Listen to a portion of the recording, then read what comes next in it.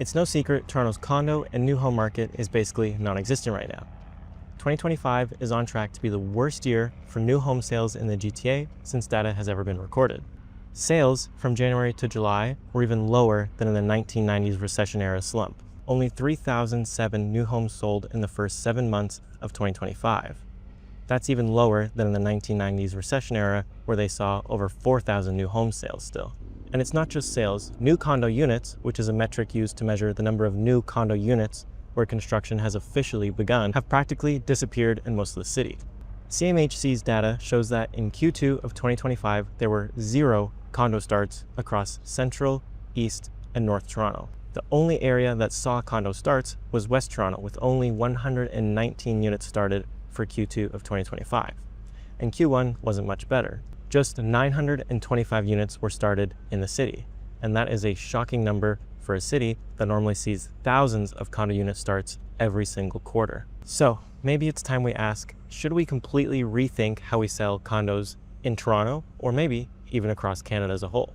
Now, of course, this won't magically solve our condo market problems. It's not like changing the sales model will suddenly get units built or bring prices back down to reality. But given how slow things are, that's when you start exploring other options. Because when a system isn't working, even small changes can lead to better outcomes over time. And maybe this is one of those areas where we could use some fresh thinking. Because in many other major cities, pre-selling condos isn't as common as it is here.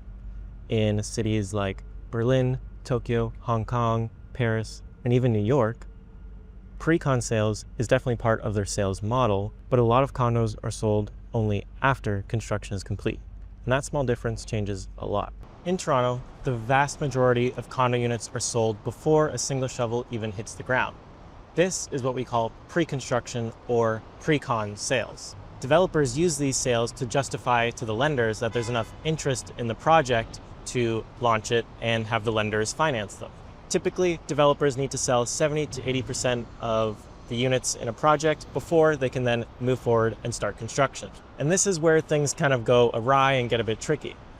Because they're looking to sell 70 to 80% of the project as quickly as possible so that they can start construction and also just to have funding, because of this, the units are designed to appeal to whoever is most likely to buy into a project early, which more often than not is investors. And investors don't really care if renderings end up changing in 5 years or if there's no longer going to be a pool and sauna and the developer just doesn't fully deliver on their original promises. They also usually don't want large family-sized units. They want small, easy, efficient layouts that rent easily and quickly, as well as offer decent returns.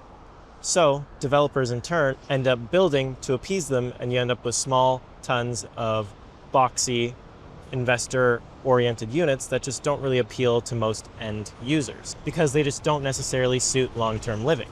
Just look at good condos right behind me.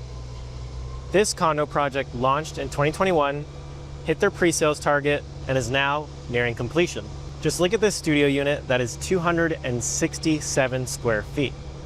How much do you think they're trying to sell this remaining inventory for? 200K, 300, 400? They're asking for $477,000. And once you factor in HST, at that price point, you're in the range of a decent one-bed condo in the downtown core, and even some nice townhomes in the GTA, especially on the outskirts of the GTA in the suburb. This is exactly what happens when the sales model prioritizes project funding over livability. And this sales model is what creates the whole speculative angle to Toronto's real estate market. We've essentially built a whole industry around selling paper promises. Okay, maybe that's a bit dramatic. It is an industry that I've worked in and do enjoy working in still. But I definitely see the downsides when something like this goes unchecked and unregulated for as long as it has. There is a lot of good that pre-con sales can offer, but it's also important to talk about the ways that the system can start working against actual housing needs when the balance is off. So, what do other cities do? Well, some of the cities I mentioned earlier, like New York and Hong Kong, do have pre-con sales as part of their sales models. But it's not as common as here, and more importantly, it plays a much smaller role in how housing actually gets built. More often than not, buyers get to actually tour fully completed units and buy them off actually seeing them in person, rather than just renderings and floor plans. There's no guessing what the finishes will look like, how big the space will feel, or even how the build quality will be. What you see is what you get. This forces developers to be a lot more deliberate in what they're doing. They can't rely on housing market hype or rising markets to sell. They have to build something that people actually want to live in order for it to sell. The focus shifts away from speculation and putting the financial risk on early investors towards a model that actually focuses on long-term value.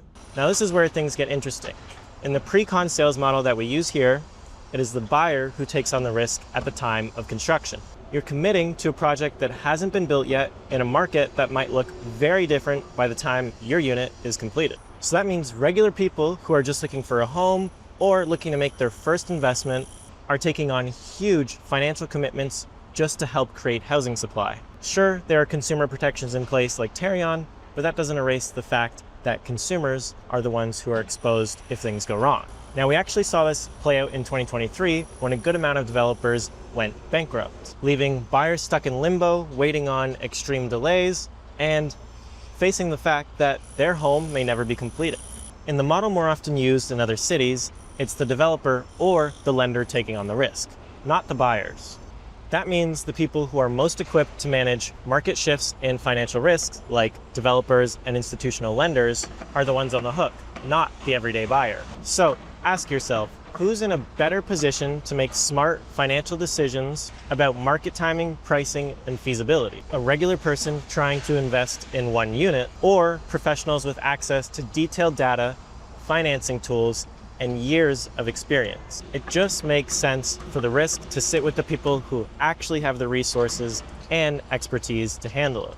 So maybe this isn't just about pre-con sales, but it's actually about rethinking how we finance new developments in the first place. China is an extreme case worth mentioning. At one point, over 85% of homes sold there were sold as pre-construction units before they were ever built. Buyers were funding massive waves of new development, but eventually that system cracked. Developers collapsed, projects were canceled, and buyers were left with nothing but their contracts left in hand. Because of this, the Chinese government is now looking to shift things and is actually considering a full-out ban on pre-construction sales for the nation as a whole. They would require homes to be fully built before they're ever sold. It's a drastic move, but it shows what happens when a pre-con model grows unchecked at a very large scale. Toronto is in a bit of a strange position.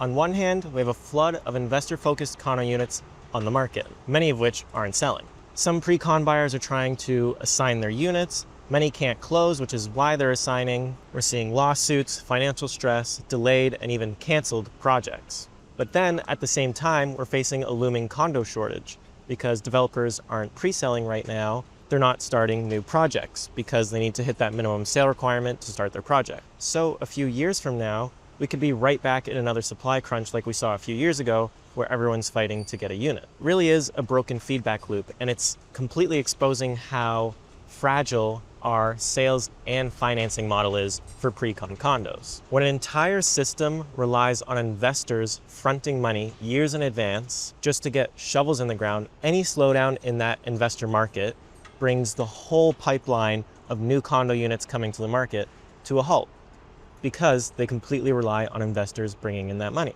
What's also interesting is that many of those condo units that sold those 70 to 80% of their units and started construction and are now nearing completion haven't sold those remaining 20% of units because the market slowed down a lot 2022, 2023 to the present day. So with today's slow market, a lot of those units remain unsold, and now those units are finished and are sitting empty. And so the sales teams are now doing traditional resale style marketing of completed units, giving tours, showing finished units, and selling the finished completed project. So technically, the pre-con model has already shifted in practice because of the market. Now let me be clear, this isn't about saying pre-construction sales are all bad. They can definitely be useful, especially in helping projects get off the ground and get homes built. But when pretty much the entire housing ownership supply in Toronto relies on them, and the risk is placed squarely on buyers, that's where problems can start to happen. If developers had to rely less on selling 70% of a project up front and more on building a product that can stand on its own merit, we might actually see better quality, more thoughtful designs, and units that better match long-term housing needs. The truth is that Toronto's condo market has been built around this financing model for so long that any change would need to be pretty gradual. If we wanted to shift the model, we could look at government-backed construction loans, public-private partnerships, or even staggered sales models. Pretty much anything that doesn't require regular buyers to fund the whole project up front. The point isn't to get rid of pre-con entirely. It's basically just to give the system more flexibility and make sure that the people with the least amount of power aren't the ones taking on all the risk. If Toronto wants a healthier housing market, we need to start thinking long-term, especially with our limited space. Let's stop asking regular buyers to shoulder the risk of condo projects. Let's start building and selling condo units that people actually want to live in, not units that are just easy to sell to someone who wants to park some money. And while the solution isn't simple, it starts with asking better questions about how our homes are financed, built, and sold. Because when old methods and ways stop working, it doesn't hurt to try something different. Thank you for watching. I hope you learned something new from this video, and if you did, feel free to share it on social media, with friends, with family, whoever you think may find this video interesting. Let me know what you think of the current state of pre-construction down in the comments below. Of course, there are so many more factors behind the reason why we are where we are in our condo market. But this is one of those angles where, hey, maybe if we do look at it and change it, small changes can happen over time and things could look a little different. Thanks again for watching, and I'll catch you in the next video.